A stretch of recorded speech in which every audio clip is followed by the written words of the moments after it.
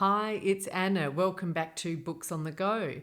Today I'm doing a video about Aussie April. So Jacqueline at 6 Minutes for Me and Doris at Aldi Books are hosting an Aussie read along for the month of April. And if you'd like to join in, I think the hashtags are hashtag Aussie April and hashtag Aussie M Reading.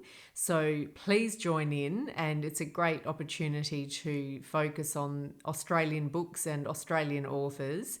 So I said to Jacqueline, I'll just check my TBR shelf and pull out all my Aussie books.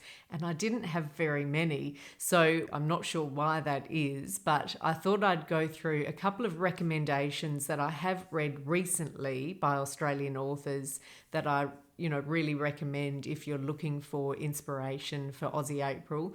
And then the three books that I've found in my TBR shelf that fit the category of Aussie reads. Well, I think they do, but we'll come to that. So the first one, a couple that are shortlisted for the Stella Prize for women's writing in Australia that I loved and they're very different books. One is a novel called There Was Still Love by Favel, Parrett, which I think I've spoken about before. It's a beautiful novel, quite short, and it's part set in Melbourne in the 1980s and part set in Prague in the 1930s. And so it's a story of emigration and post-war, well, not post-war, between the wars, Czechoslovakia, and the differences in those cities, but also the importance of family and the feeling of being in exile from your home country. But some beautiful child protagonists and relationships between the children and their grandparents. And it's just I think one of those books that's deceptively simple because it has a beautiful simplicity and a lovely, easy writing style, but there's actually a lot to think about, and I like how she's able to convey a lot in quite good, clean writing it's not clunky, even though there's a lot going on. So it's a really, really lovely read. There Was Still Love. I recommend that one. And then another must read, but very different, is a non-fiction book, which I have also spoken about quite a lot, is See What You Made Me Do by Jess Hill. And that's all about domestic abuse in Australia. But the topics obviously apply globally. It's just that she's looked at statistics, not just in Australia, she looks at the US as well and other countries, but she particularly looks at how it plays out in Australia and why this is happening, what drives men, and it's mainly men, but she obviously talks about that, but what drives them to behave in a coercive, controlling way or in an abusive way, and what it means in the relationship, what it means for women, what it means for children, and then how that plays out in the system. So the police, the family law courts, and the other sort of services that are available, but the limitations of that and all the issues really. But Jess Hill does it in such a logical, ordered way with really rigorous research but also a very engaging writing style. So it's not bleak to read, although of course I would say trigger warnings if you're affected by this sort of thing, but it is. And some chapters are more distressing than others, but she has a really lovely tone. So I found it a really great read and such an important book. So I recommend this one, and that is also on the shortlist for the Stella. And the other one on the shortlist for the Stella, which I can't find my copy of, is The Weekend by Charlotte Wood, which is about it's about a group of 4 women who are friends who are now in their 70s, I believe.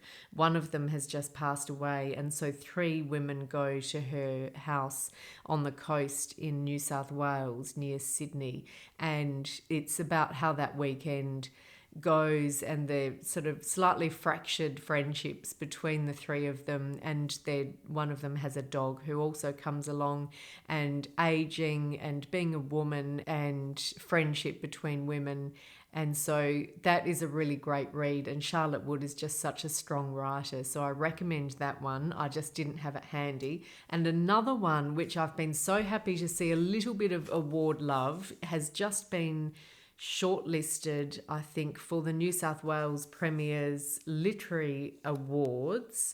I hope I've got that right, which is Exploded View by Tiffany. And this is a short novel, but incredibly spare. So there's a lot between the lines of this one. And I think Annie and I did it on the podcast last year, and both really, well, I don't know if enjoyed is the word. It's quite dark, but both thought it was incredibly strong and memorable. And it's about a girl, I think she's 12 or 13, growing up in a sort of in the suburbs in Australia. I feel like it's Perth, but I could be wrong. And in a troubled home, and trying to find a way through that, or find a way out of that. And her coping mechanisms are really interesting. She sort of draws or looks at the manual for the Holden car, is it the Holden Commodore, but for a Holden car, how they lay out all the parts, and you see a fragmented view or an exploded view, and that's where the title comes from. But it is so beautifully done, and I think it went a bit under the radar, and Tiffany's just an extraordinary writer, so I really recommend that, and I hope it does win in one of these awards. But that's it's a very Australian read as well. You really feel like you're there in this sort of, it could be any suburb, in any Australian town, and you really feel for this girl, but she's a great character. But as I said, it's a lot that is unspoken. In fact, she doesn't speak. I think, how did I forget that? I don't think she speaks. So literally a lot is unspoken in this one, but a very, very powerful read. So that's Exploded View. And so then onto my TBR. So as you know, I'm trying not to buy too many new books at the moment and just read through. I've got this amazing shelf of books that I'm dying to read that all look so compelling, and because I keep buying, normally I buy books quite frequently, and so I never get to these ones that are on my shelf, and so I'm trying to be a little bit more disciplined to some extent. So anyhow, looking at the shelf, I have two by the same author, who is Intan Paramaditha, and the first one is her book of short stories called Apple and Knife, and this is translated by Stephen J. Epstein. And I think Intan Paramaditha is Indonesian, and the stories are written originally in Indonesian, and they've been translated, and so therefore I don't know if I can really claim her as an Australian author, but she's currently based in Sydney, and I think teaching is at Macquarie University. It might say it somewhere here. Yes, she's currently a lecturer in media and film studies at Macquarie University, Sydney.